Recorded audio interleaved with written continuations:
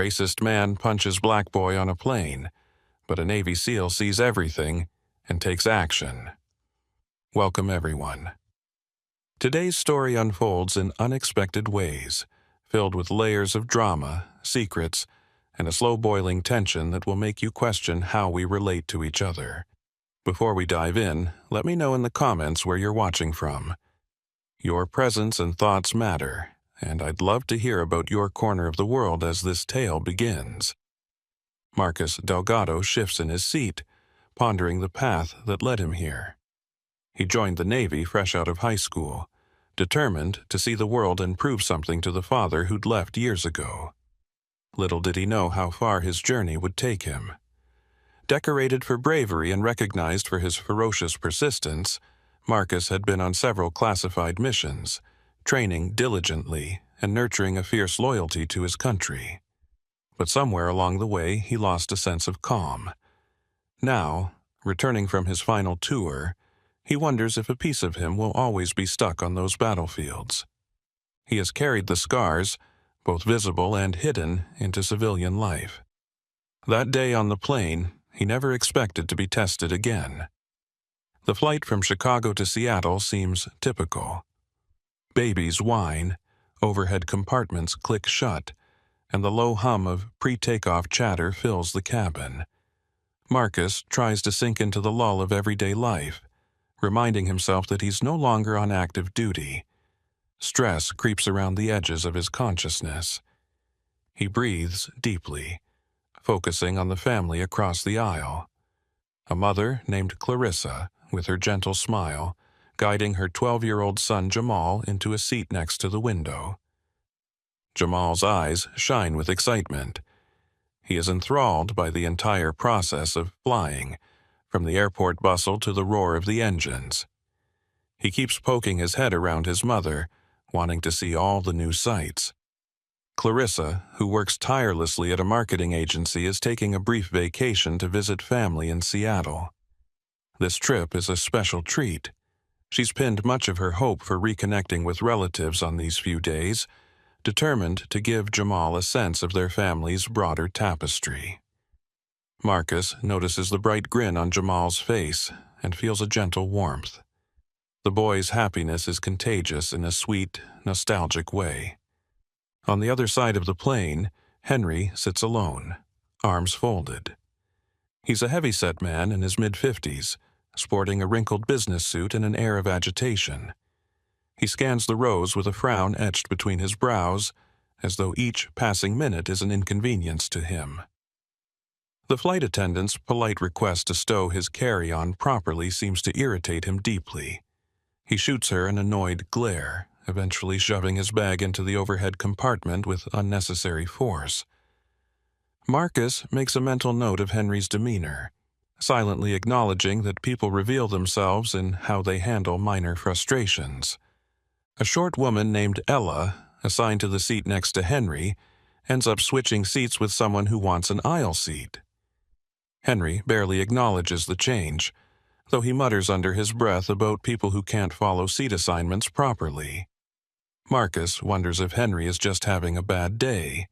He tries not to assume the worst, but the tension radiating off the man is palpable, like the crackle before a summer storm. The doors of the plane finally close, and the engines rev to life, announcing their upcoming journey. Clarissa reaches out to hold Jamal's hand. Her maternal instinct is in high gear, wanting to reassure him during takeoff. Jamal vibrates with excitement, looking out the window as the runway slides by. Soon, the plane lifts off into the sky, pressing everyone back into their seats. Marcus closes his eyes for a moment, inhaling the musty recycled air, reminding himself to stay calm, to let go of the reflex that tries to keep him hyper-aware. While the plane climbs, Clarissa leans in, whispering to Jamal about the sights below. He nods eagerly, face nearly pressed to the small window, enthralled by the patchwork of land diminishing below. Meanwhile, Henry keeps sighing loudly. He rummages through the seat pocket for the in-flight magazine, flipping the pages with impatience. Marcus notices Henry's eyes flick toward Jamal every so often, narrowed, disapproving. A quiet alarm rings in Marcus's mind, but he pushes it aside. People often glance around the cabin. Maybe Henry's just unsettled by all the noise. After a half hour, flight attendants move down the aisle, offering beverages. Marcus politely accepts water, while Clarissa asks for orange juice for Jamal. Henry orders a stiff whiskey, muttering about how this flight can't end soon enough. He drains the cup in one go, handing it back with a curt nod. Marcus has seen countless men bury stress or anger in alcohol. He notices Henry's jaw tightening whenever Jamal speaks a little too loudly to his mother. Jamal begs Clarissa for permission to watch a movie on the seatback screen. She smiles and helps him scroll through options, eventually settling on an animated film about explorers. The boy laughs periodically, oblivious to Henry's exasperated side-eye. In the old days, Marcus might have let his soldier's intuition gnaw at him, suspecting hidden aggression. But now he wants to be just another passenger, off duty, letting life be peaceful. Henry flags down the flight attendant for another drink. He's scowling at the glimpses of Jamal's animated enthusiasm. The flight attendant hesitates, subtly noticing his flushed face, but serves him another whiskey. Through half-lidded eyes, Marcus observes how Henry's behavior escalates with each sip. Something about the presence of Jamal and Clarissa seems to irritate Henry. Under his breath, Henry mutters words that only he can hear clearly. Time drags on, and the plane hits a patch of mild turbulence. People jostle, seatbelts tighten. Jamal squeals a bit, half in excitement, half in alarm. Henry barks a complaint to no one in particular. Can't they keep kids quiet on planes? Clarissa stiffens, turning partly in her seat. She glances around, uncertain if the remark is directed at her. Marcus hears every word and sees the tightening in Clarissa's expression. She's used to microaggressions but tries not to engage. It's just not worth the energy to turn every rude comment into an argument. Marcus decides to keep an eye on the situation. The flight attendant does her best to calm Henry, who demands a new seat. She looks around, but the flight is nearly full. Only a few seats remain scattered among the cabin. Henry snarls, "Why do I always get stuck next to these people?" The remark is ambiguous but loaded, and Clarissa's eyes narrow. Jamal, sensing tension, tries to focus harder on his movie. Marcus debates whether to step in, but he doesn't want to escalate anything prematurely. He's learned, over time, that confrontation can make some people dig in their heels. Instead, he unplugs his headphones and waits, quietly observing. Then, with the flick of a seatbelt sign, the plane enters a smoother zone. Passengers begin standing to stretch or make their way to the restroom.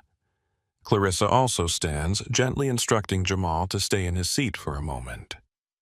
She wants to check on a matter with the flight attendant, likely about connections or snack options for her son. Henry leans into the aisle, glaring at Jamal. The tension in his face is blatant. He leers, finally spitting out, "Why don't you keep it down, boy? Some of us want peace." Jamal, wide-eyed, shrinks slightly. Marcus's gut reaction is to stand, but he respects Clarissa's absence. He decides to see if Jamal responds. The boy musters a nervous smile, trying to stay polite. "I'm not being loud, sir," he whispers. Henry exhales a laugh that holds no humor. "Must you people always play the innocent act?" Marcus feels his chest tighten. He recognizes the hateful edge in that statement. Jamal presses himself back, eyes darting toward the restroom, hoping to see his mother. Henry's lip curls. "Think you own the world, huh? No respect."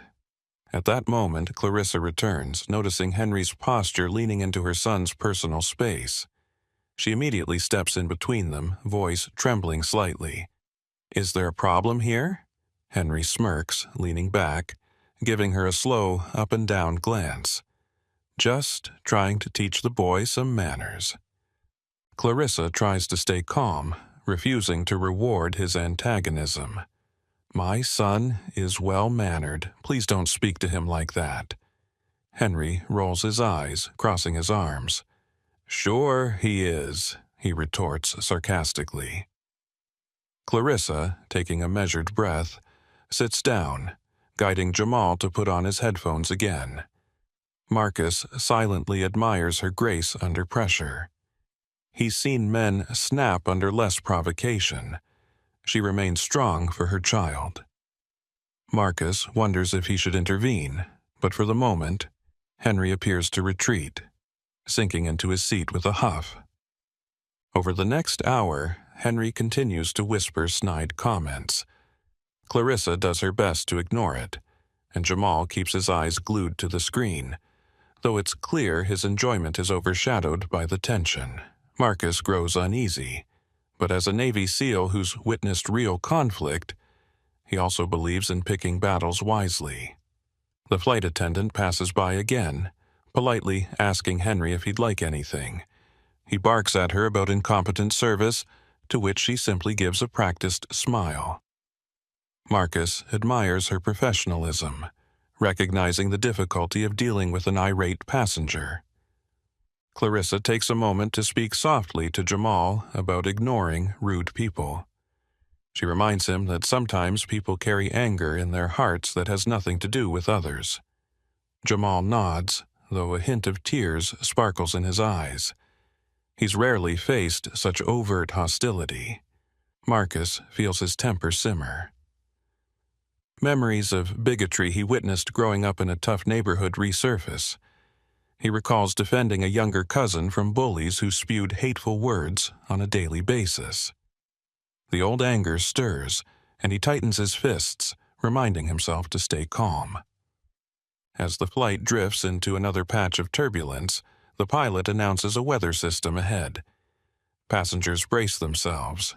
Henry complains loudly. "When are they gonna get decent pilots for these flights?" He gestures accusingly, as if someone's personally out to inconvenience him. Clarissa tries to distract Jamal, offering him a set of earplugs in case the pressure hurts his ears.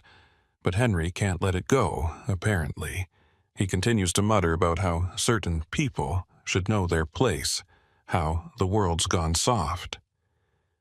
The woman behind Henry, an older passenger named Dorothy, pokes her head forward to ask him to keep his voice down. Henry turns and scowls at her, but bites back a response. Dorothy frowns. She meets Marcus's eyes for a second, as if acknowledging the uneasy energy rolling off Henry. Dorothy gives a small apologetic smile to Clarissa, indicating sympathy. Clarissa tries to ignore it, focusing on her son and the idea that soon they'll land in Seattle. Marcus's mind wanders back to a recent memory when he was on a reconnaissance mission. He had to wait in the scorching desert, invisible to the naked eye, taking in every detail, scanning for threats. The plane's tension reminds him of that hypervigilance. He senses a storm brewing.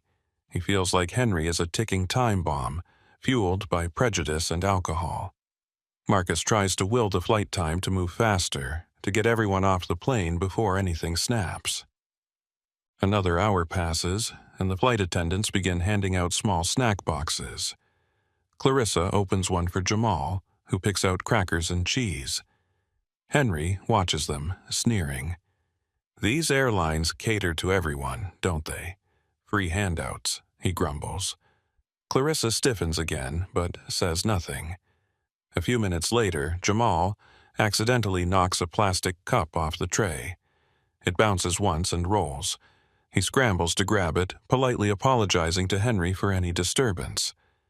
Henry's hand shoots out, grabbing the boy's wrist, hissing, "Watch it, kid."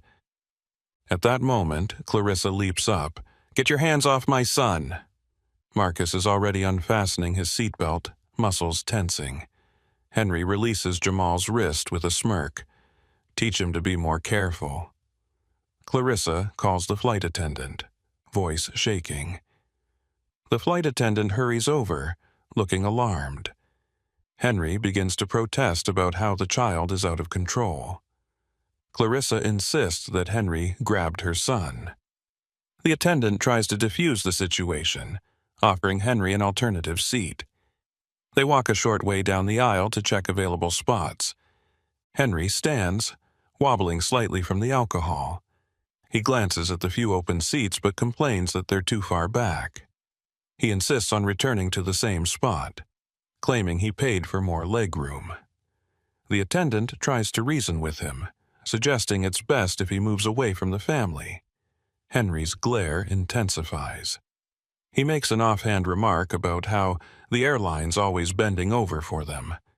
Marcus hears the unspoken slur in Henry's words. Clarissa, feeling the tension rising, demands to speak with the supervisor.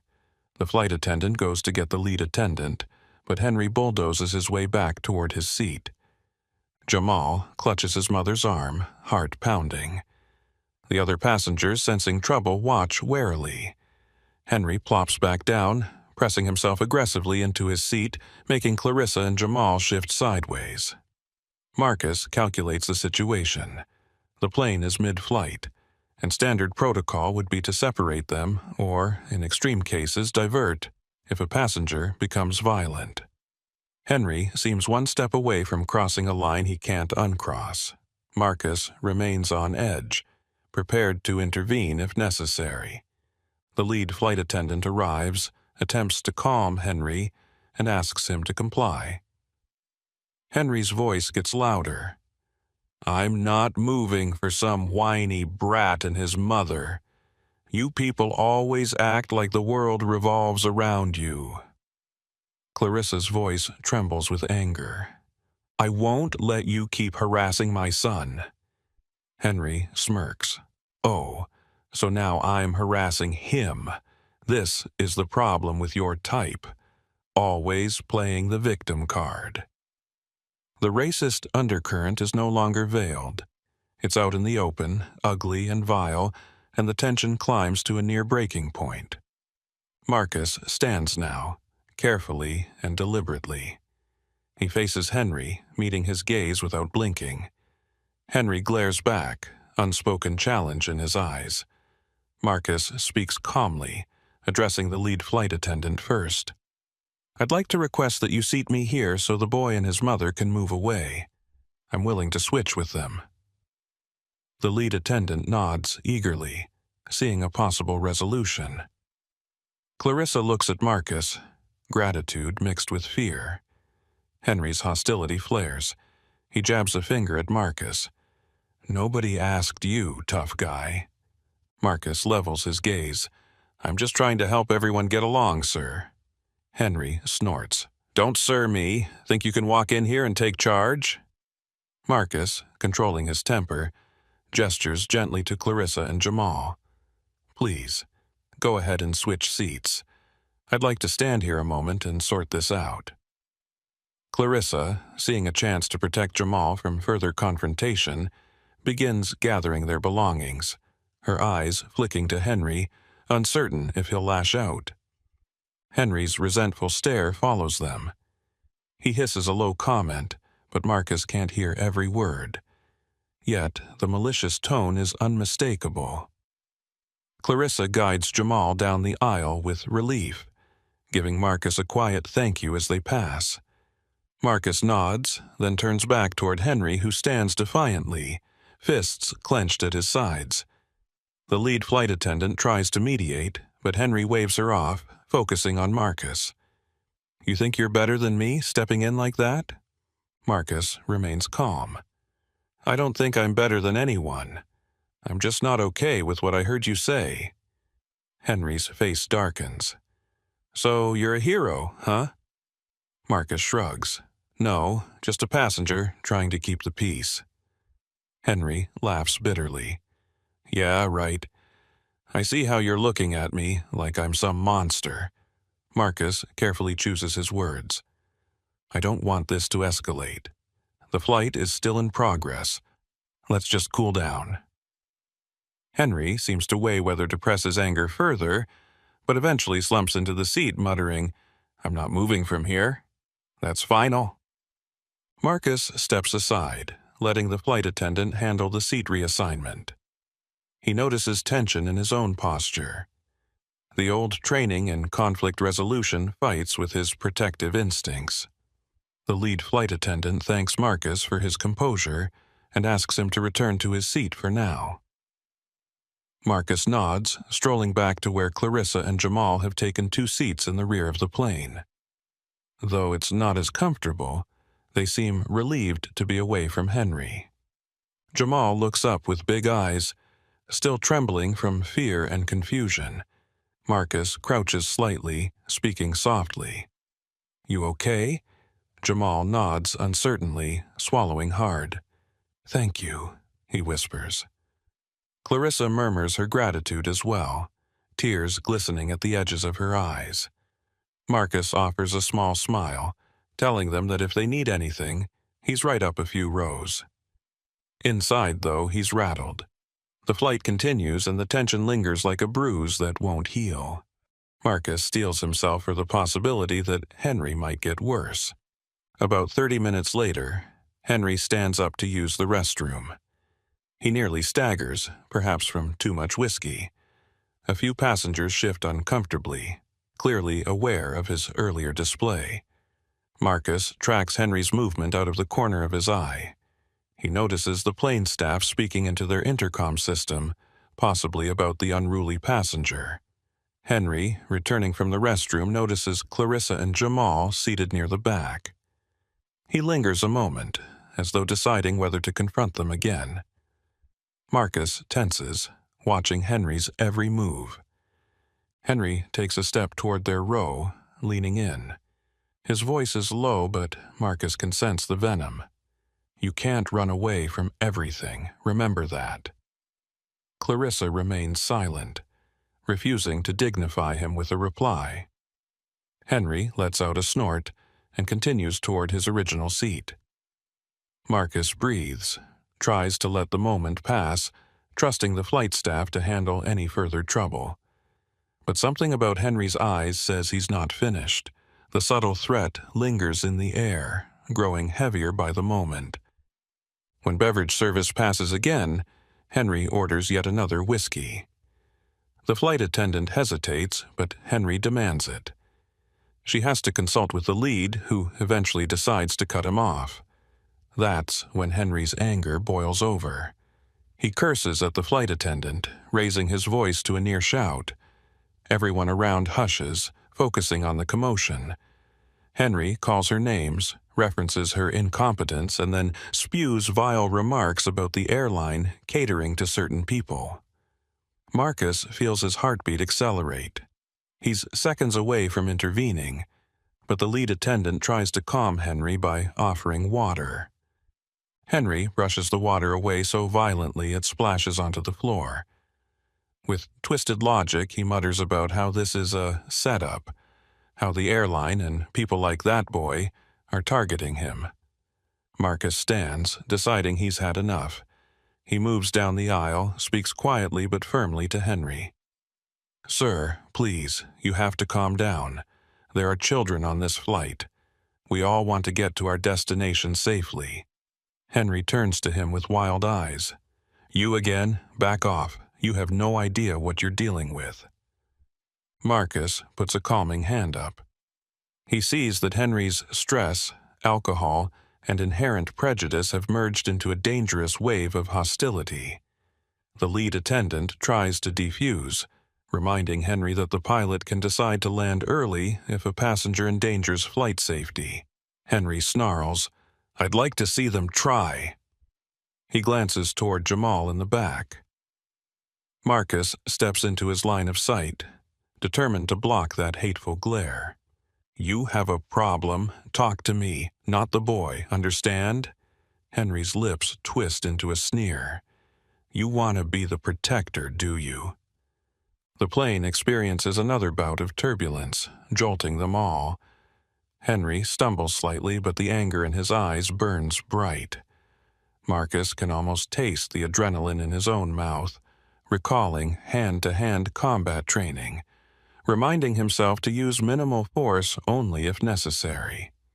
He knows that in a pressurized plane cabin, the situation can become catastrophic fast if he or Henry lose control. The tension escalates. Henry points a finger at Marcus's chest. "Don't come any closer or I'll make you regret it." Marcus locks eyes with him. "Stop threatening people. Sit down."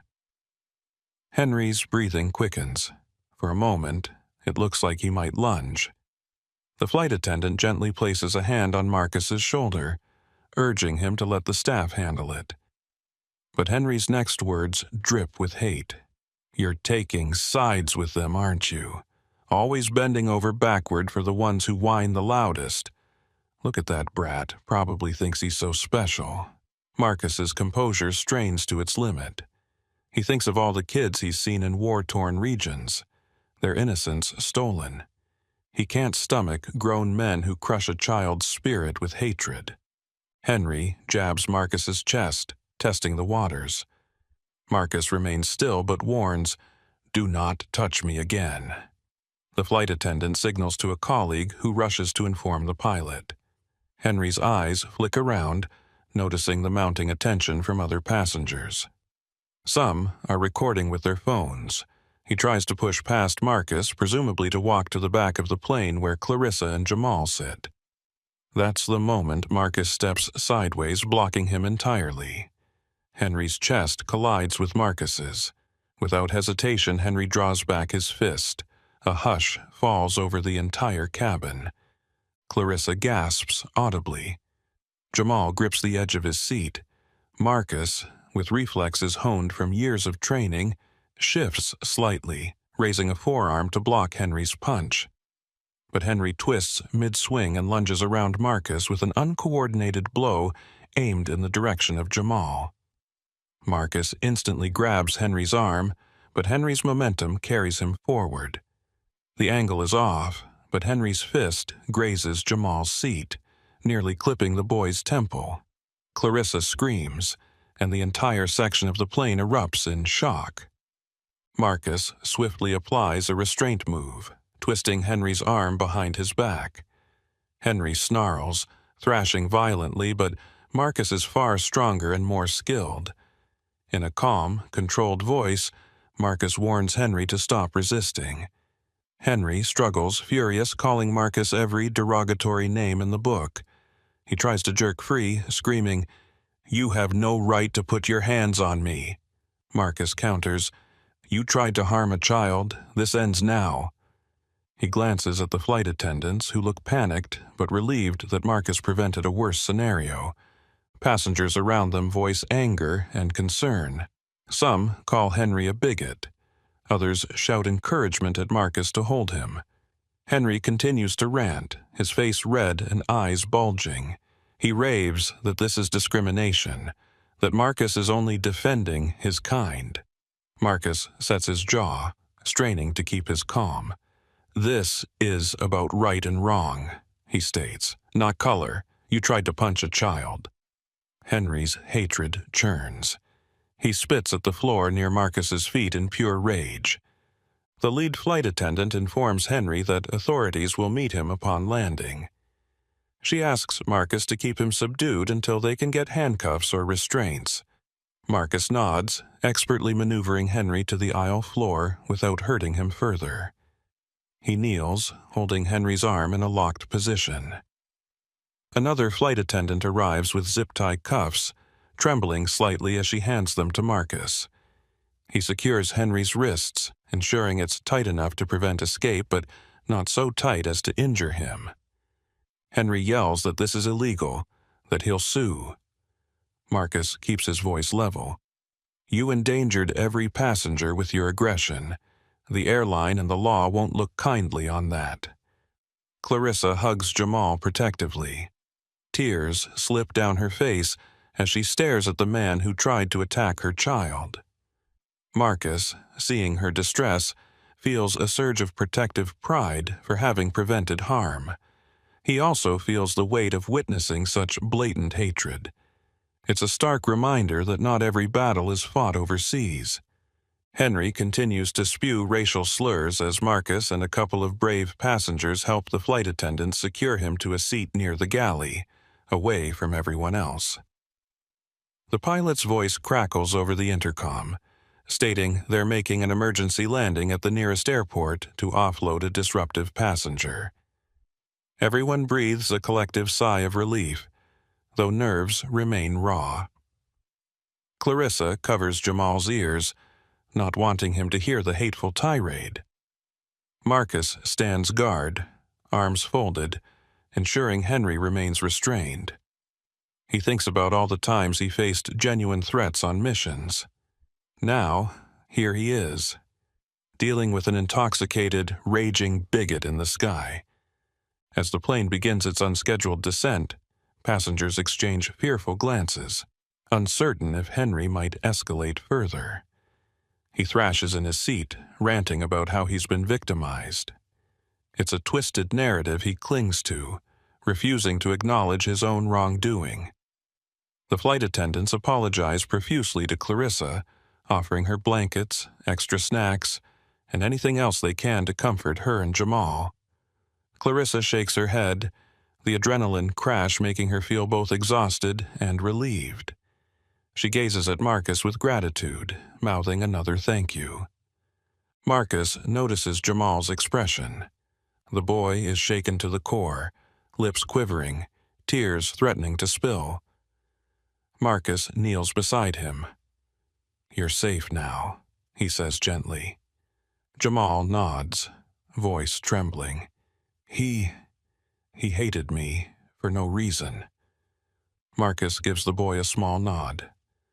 "I'm sorry, sometimes people let darkness and fear consume them, but it doesn't mean you did anything wrong." Clarissa places a hand on Marcus's shoulder, voice tight with emotion. "Thank you for protecting my son. Thank you for your kindness." Marcus responds softly. "I just did what had to be done." The plane finally lands at a smaller airport. Police officers board promptly, taking Henry into custody. He tries to protest, but his words sound slurred and nonsensical. They gather statements from several passengers, including Marcus, Clarissa, and the flight attendants. Jamal stands quietly, gripping his mother's hand, eyes still wet. One of the officers thanks Marcus for preventing a potentially worse altercation. Marcus nods, giving a concise account. The flight staff works quickly with local authorities, filling out reports.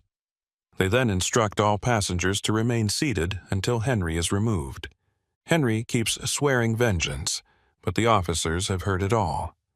They lead him off the plane, and a collective murmur of relief sweeps through the cabin.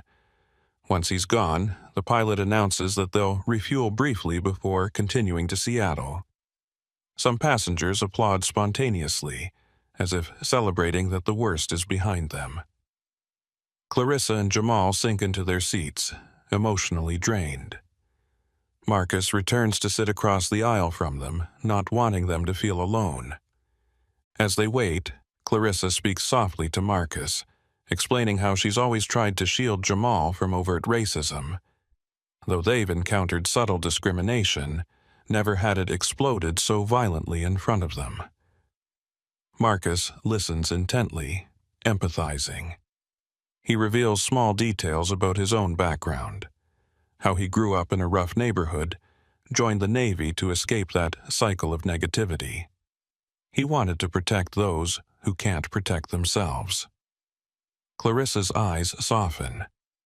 Jamal, hearing Marcus's words, seems comforted, maybe even slightly awed by this protective figure who stood up for him.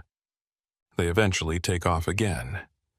The flight resumes, calmer now, though many passengers remain unsettled.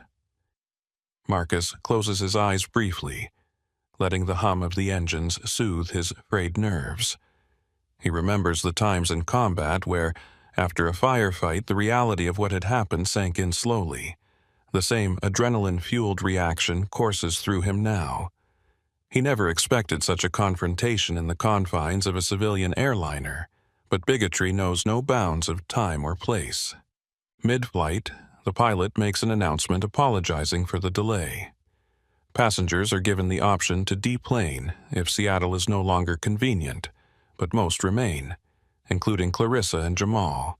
Marcus notices the glances they receive from fellow travelers. Some are approving, some sympathetic. A teenager from across the aisle leans over to give Jamal a wrapped candy bar, offering a friendly smile. Jamal manages a small grin in return, bridging that moment of tension with a gesture of kindness. Clarissa leans her head back, eyes closed, as if she's praying for no more drama. Later, the flight attendant quietly thanks Marcus once more. "We have a policy for handling disruptive passengers, but I've never seen anything like that. You were so calm." Marcus nods, admitting that his military training probably helped. "Still, I'm sorry you had to go through that," the attendant says gently. Marcus shrugs. "I'm sorry that boy had to. That's what weighs on me." The attendant's eyes flick to Jamal. He's lucky someone was here to protect him. Marcus shifts uncomfortably. His mother was doing a pretty good job on her own. I just stepped in. Eventually, the plane touches down in Seattle. The cabin fills with the usual post-flight bustle, but the mood is subdued. The lead flight attendant instructs everyone to remain seated, then personally thanks Marcus over the intercom for preventing a dangerous incident. Some passengers clap, while others simply murmur agreement. Marcus feels a twinge of discomfort at the public praise, but he knows that recognition is a small price to pay if it encourages others to stand up for what's right. Clarissa stands, gathering her carry-on and Jamal's backpack. She glances at Marcus, uncertain. "We have a short layover to catch a connecting flight to Spokane. I hope we can just move on from this." Marcus nods, helping her retrieve one of the bags from the overhead bin. "Do you need any assistance?" She smiles a bit shyly. "No, I think we'll be fine. Thank you." Jamal looks up, mustering courage. "Thank you, sir," he says in a soft voice. Marcus pats the boy's shoulder gently. "Stay strong, kid. Don't let people like him change who you are." As they shuffle off the plane, the airport staff and local police are waiting to talk with Clarissa. She nods, expecting more questions. Marcus lingers, wanting to make sure Clarissa and Jamal aren't left without support. She glances back, expression torn between sorrow and gratitude. Marcus steps forward. "I can stay if you want," he offers quietly. Clarissa tries to blink away tears. "That's very kind, but you don't have to. You've already done so much." Marcus senses her reluctance to lean on a stranger, even a protective one. He respects her independence, but also feels compelled to stand by them just a bit longer. The officer from earlier greets Clarissa, explaining they need statements for official records. Marcus stands at a slight distance, arms folded. The officer acknowledges Marcus with a thankful nod. "We're grateful you intervened. We'll handle the rest." Marcus nods, stepping aside. Jamal keeps sneaking glances at Marcus as though he's found a newfound hero. Marcus offers him a small smile, then moves on toward the baggage claim area, letting them handle the formalities.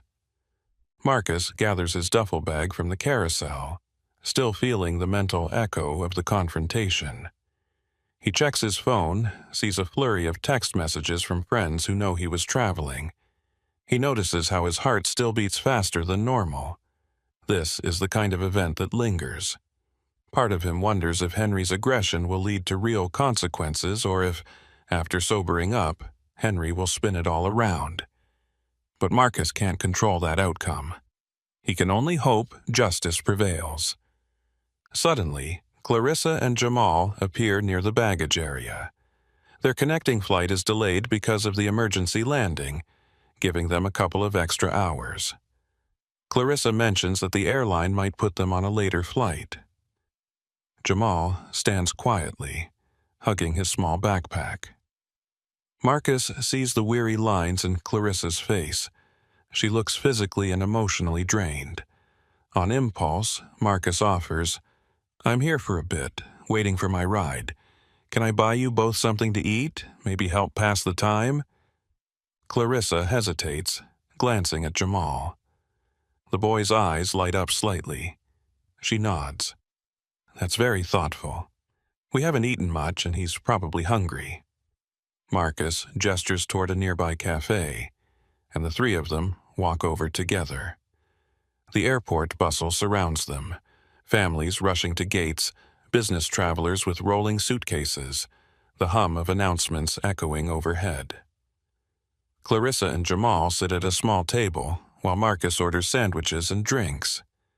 She tries to pay, but Marcus insists. He considers it a small gesture after all the turmoil they've endured. They make small talk, as if trying to banish the specter of Henry from their minds. Clarissa mentions she grew up in Seattle but moved to Chicago for work. Now she's trying to reconnect with family in Spokane. Jamal listens quietly, munching on his sandwich. Marcus talks vaguely about his time in the Navy, glossing over the more brutal details. He mentions that he's recently returned from deployment and is considering his next step. The conversation helps them all relax. It's a reminder that kindness and connection can emerge from even the darkest scenarios. Jamal eventually musters the courage to ask Marcus about what being a Navy SEAL is like. Marcus gives a watered-down explanation, focusing on teamwork, perseverance, and discipline. The boy's eyes widen, clearly impressed.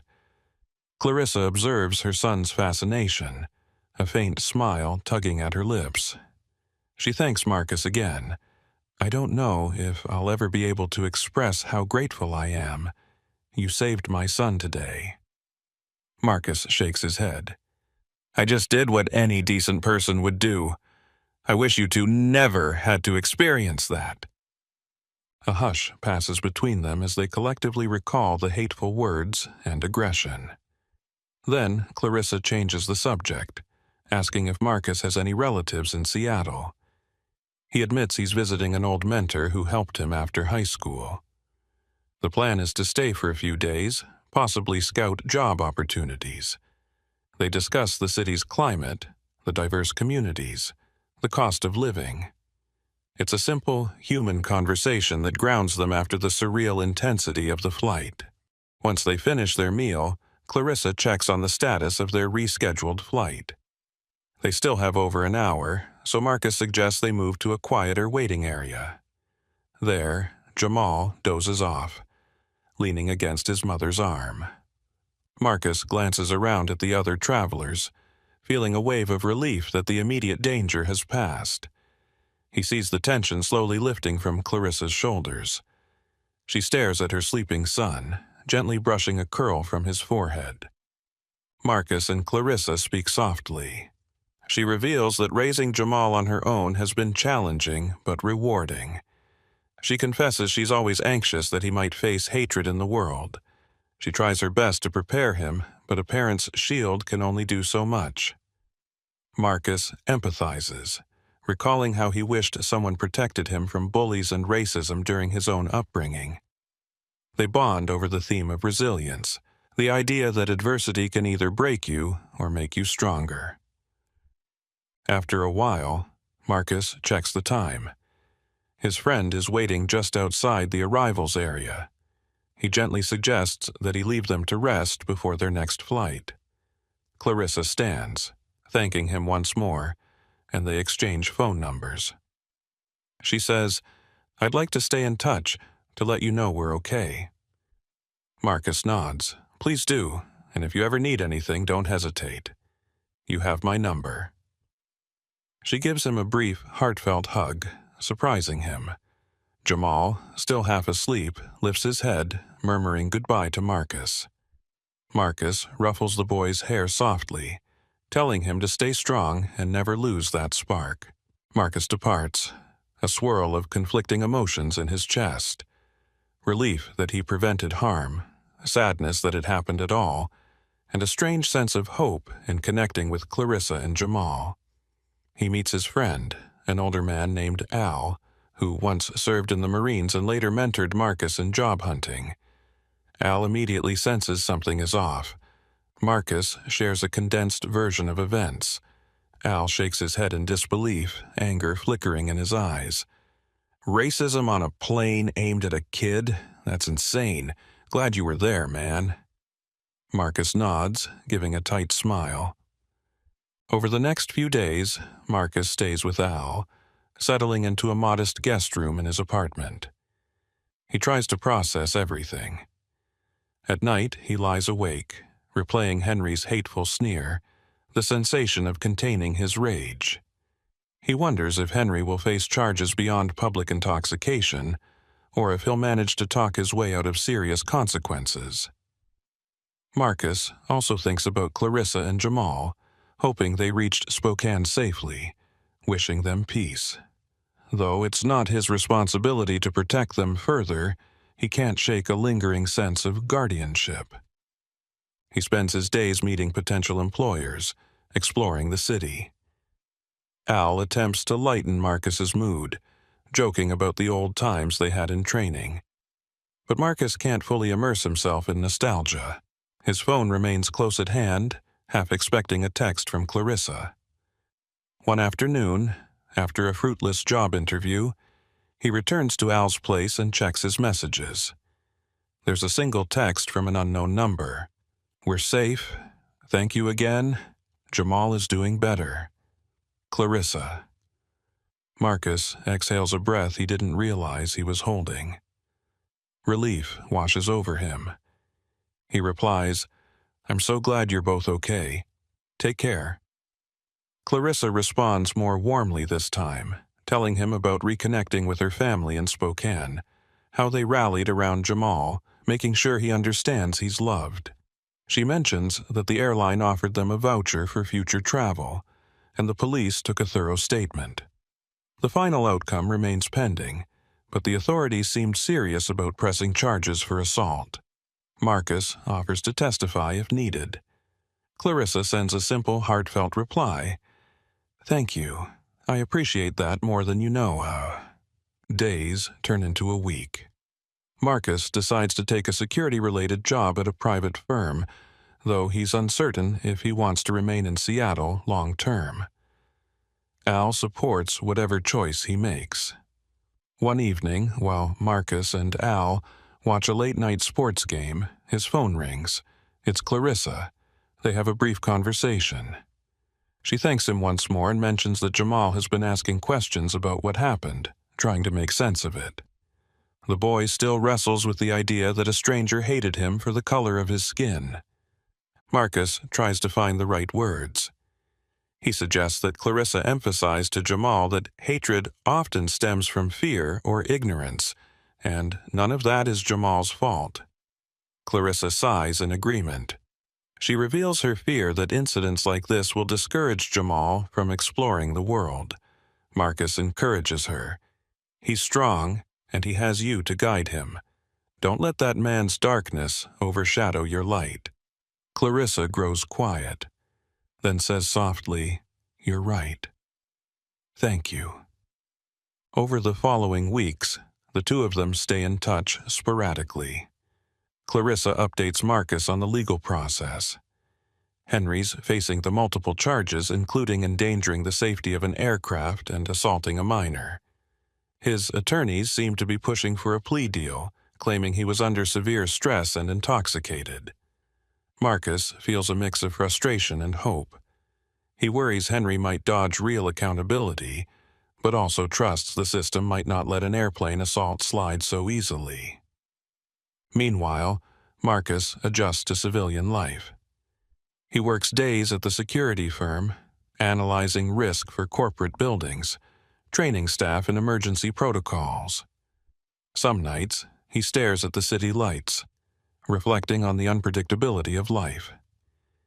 He joined the Navy to fight real threats overseas. Now, back home, the threats are intangible but equally corrosive. hatred, prejudice, ignorance. In quiet moments, he wonders if he's truly done with the battlefield, or if a new one simply awaits him here. Clarissa and Jamal eventually return to Chicago, continuing with their daily routines. Clarissa occasionally messages Marcus about Jamal's progress in school. He's focusing on a science fair project about airplanes, ironically enough. Clarissa thinks it's his way of conquering the negative association. She expresses pride that he won't let fear stop him from learning. Marcus admires the boy's resilience, feeling a sense of pride as well, although he's just a peripheral figure in their lives. One day, Clarissa calls with a shaky voice. She's just learned that Henry pleaded guilty to a lesser charge of misdemeanor assault and interfering with flight operations. He received probation, mandatory anger management, and community service, but avoided jail time. Clarissa feels a sting of injustice. "He got off so lightly," she laments. Marcus understands her frustration. He tries to reassure her that Henry's actions have still been condemned, and now there's an official record. He might not have gone to prison, but at least his hateful actions were recognized by the legal system. Clarissa's tone softens. She acknowledges that no matter what the sentence was, nothing can erase the experience. But she's determined to ensure Jamal learns from this. "I told him that hatred can appear anywhere, and it's our job to stand against it," she says. Marcus agrees wholeheartedly. They speak about how traumatic events can become catalysts for growth. Clarissa sounds stronger, more resolute, and Marcus senses her unyielding love for her child shining through every word. Time marches on. Marcus establishes himself in Seattle, eventually renting his own small apartment. He works diligently, earning respect at the security firm. On weekends, he often volunteers at a local community center, coaching kids in basic self-defense. It started as an idea to keep busy, but it quickly becomes a passion. He finds fulfillment in guiding young minds, encouraging them to be strong physically and morally, no matter their background. He sees glimpses of Jamal in those kids, wanting to ensure they feel safe and valued. On a quiet Sunday afternoon, he receives a message from Clarissa with a picture of Jamal beaming proudly. He's holding a trophy for his science fair project. Clarissa writes a short note. "He wanted you to see this. He's doing great, thanks to that day you showed him bravery and kindness can beat hate." Marcus's eyes linger on the photo, a gentle smile forming. He replies with a heartfelt congratulations, telling Jamal to keep reaching for the sky. Months roll by, and seasons shift. Marcus continues to refine his civilian life. He gets promoted to a higher position, running security briefings for a major tech company. He stays in moderate contact with Clarissa, an occasional text or call every few weeks, updating each other on life's ups and downs. Jamal transitions into middle school, thriving academically, forming new friendships. He still remembers the incident but channels any leftover fear into determination, spurred on by the memory of Marcus stepping in that day. Then, one late autumn morning, Clarissa calls unexpectedly. She's planning a trip to Seattle for a work conference and wonders if Marcus might be free for a coffee. Marcus agrees eagerly, curious to see how she and Jamal have grown since that fateful flight. On the appointed day, they meet in a bustling cafe near the waterfront. Clarissa looks older in a refined way, her hair styled professionally, her posture poised with confidence. Jamal, now taller, stands beside her, wearing a playful grin. Marcus greets them warmly, noticing how time and healing have shaped them into an even stronger family unit. They chat amiably over coffee, with Jamal excitedly telling Marcus about his new interest in robotics, a natural extension of his love for science. Marcus shares stories about his volunteer work, revealing how rewarding it is to help youngsters build confidence. Clarissa mentions how hearing that story inspired Jamal to sign up for a youth mentorship program. Jamal nods eagerly, explaining he's been teaching younger kids about problem solving, wanting to pass on the kindness he received. Savoring the simple joy of this reunion, Marcus feels the lasting significance of their bond. It's a relationship forged under intense, frightening circumstances, yet it's blossomed into something hopeful. Clarissa confesses that after that day on the plane, she wondered if the experience would haunt Jamal. Instead, it spurred him to embrace a sense of justice. He's more aware of social issues, actively discussing them with peers. She attributes part of this transformation to witnessing Marcus stand up for him. Marcus feels a surge of humility. In the end, it wasn't about being a hero, but being a decent human being. They stroll along the waterfront after coffee, Jamal mesmerized by the boats and the skyline. Clarissa and Marcus walk side by side, exchanging gentle smiles. She thanks him again, and he waves it off. "I'd like to think anyone would do the same," he insists. Clarissa's eyes glimmer. "Maybe, but not everyone does." Jamal walks ahead, pausing to watch a seagull swoop down. Marcus and Clarissa speak in low tones. She admits the deeper fear she had that day, not just Henry's fist, but the possibility that nobody would intervene. That sense of isolation can be crushing. Marcus simply nods, letting the gravity of her words settle. They spend the afternoon together, laughing, chatting about life. Jamal teases Marcus about maybe training him one day. Marcus jokes back that he'll have to see if Jamal can handle push-ups at dawn. The light-hearted exchange underscores how far they've come from the tense airplane cabin. The memory of Henry still exists, but the day's event no longer defines them in fear. It marks a turning point, a shared triumph over prejudice. Eventually, they part ways. Clarissa has her conference, and Jamal excitedly wants to explore more of Seattle with her after.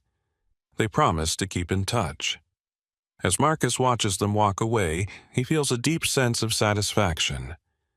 In a world that can be harsh, small gestures of courage can ripple out, changing lives in ways we never fully grasp. He heads back to his apartment, mind replaying Jamal's joyful laughter, Clarissa's relieved smile. Despite the ugliness that sparked their bond, hope emerged like a flower pushing through concrete. Weeks pass, and the holiday season approaches. Marcus busies himself with work, planning for the new year. One evening, he receives a card in the mail with no return address. Inside, there's a handwritten note. "We wanted to say how grateful we are this holiday season. Thank you for showing us that even in darkness, there's light. With love, Clarissa and Jamal." Attached is a photo of them at Seattle's famous observation wheel, beaming. Marcus lingers over the picture, heart swelling with warmth. He places it carefully on his shelf, a reminder of the day he stood up for what was right, and how that single act became part of a family's story. Sometimes he wonders about Henry's path. Did the anger management classes help? Did he reflect on what he nearly did that day, or does he still harbor hatred? Marcus doesn't have the answers, but he learns to let it go. He can't control Henry's heart, only his own actions. The phone buzzes again, a text from Al, inviting Marcus to a small holiday gathering. Marcus smiles, heading out to meet friends, newly aware that forging bonds, showing kindness, and standing against injustice are the true pillars of a meaningful life. He never sought the spotlight or asked to be called a hero, but the memory of that plane ride remains vivid. He can still see Henry's twisted rage, Clarissa's trembling protectiveness, and Jamal's innocent fear. Then there's the moment of confrontation, the adrenaline rush, the moral clarity that guided him. Now, months later, It's shaped how he sees his purpose. Whether abroad in uniform or at home in a t-shirt and jeans, he'll do everything in his power to protect those who need it. Life continues in its messy, beautiful unpredictability. Marcus grows older, Clarissa and Jamal chart their journey, and the world keeps spinning. But one thing is certain. When hatred rears its head, courage must rise to meet it. The day a racist man threw a punch at a young black boy on a plane will forever be etched in Marcus's memory. Not because of the violence, but because it led to an unbreakable friendship, a bond that stands as proof that even one person's decision to act can make a pivotal difference. And so, long after the plane has landed, the spirit of that moment soars on, reminding us that compassion and bravery are the wings that carry us toward a better tomorrow.